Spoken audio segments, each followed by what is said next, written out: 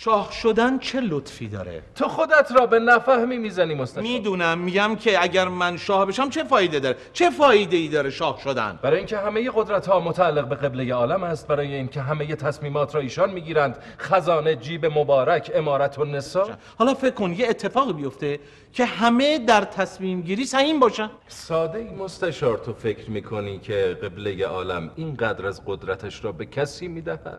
این کتاب خاطرات آقای ناطق نوری، ایشون میگه که مقام معظم رهبری کسی نیست که به ایشان خط بدهیم.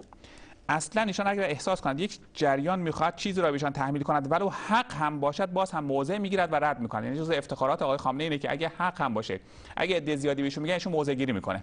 ببینید آدم با این خصلت ها قطعا نامه‌نگاری بهش تاثیر مثبت که نداره، هیچ تاثیر منفی هم داره و کینه هاشو بیشتر میکنه. آقای خامنه‌ای الان کسی هستش که از عامل اختلاس 3000 میلیارد تومانی حمایت میکنه. اختلاس، حالا میگن اختلاس نیست، سوء مدیریت، سوء جریانه، ولی ایشون میاد تو تلویزیون میگه که کش ندید قضایی رو. مثل که مثلا ارث پدری کسی، آدمی که در قضیه شهرداری تهران وقتی کرباسی رو زندانی کردن، این تو همین کتاب آقای ناطق هم هست.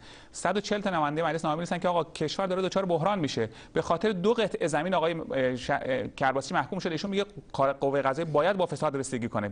یعنی وقتی که اونجایی که خودش میخواد برای 2 قطعه زمین میگه باید رسیدگی کنه، جایی که نمیخواد میگه قضیه 3000 میلیارد کش ندید. یعنی آقای خامنه‌ای آدمی که فقط خودش رو میبینه، چون از محمود احمدی نژاد حمایت کرده الان هم احساس میکنه زمین خوردن محمود احمدی نژاد باید به دست خودش باشه. یعنی آقای خامنه‌ای الان رابطه خوبی با احمدی نژاد نداره، ولی حاضر نیست کسی که به دست ایشون بالا اومده بره پایین. یک جمله آقای خامنه‌ای آدمی که فقط خودش رو میبینه از نظر من.